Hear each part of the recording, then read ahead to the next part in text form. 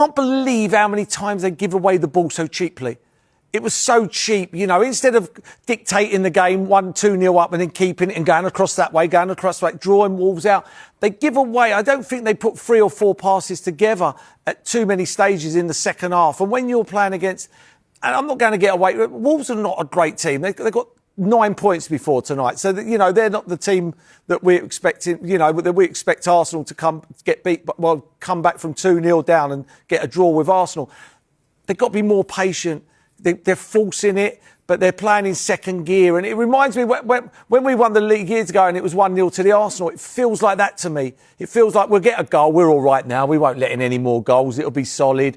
But it doesn't happen. We said that you're always going to get a chance in this football nowadays. And, you know, and fair play to the young kid. The young kid's goal's a good goal. You know, when you're a 19-year-old kid, you've come on for your debut and that ball bounces down, everything's going through your head. And for him to keep that ball like that, you know, it could become a Man City hero. You know, it's all about football's all about timings. You play teams at certain times in the league. Do you know what I mean? Like you can look down here at West Ham, they're 18th in the league, but that might be their game. That they're fighting for survival, or they might have won 5 on the trot and they're middle of the table and they're safe and they're on holiday. You just don't know with the timings of the games. Like Aston Villa could already be in the top 4, cemented, might be in the Europa final, and they're done, do you know what I mean? And that game's not as hard as what it looks on paper. So it's difficult. You know, I always look at the next 2. Arsenal have got Chelsea and Tottenham. They are 2 very difficult games.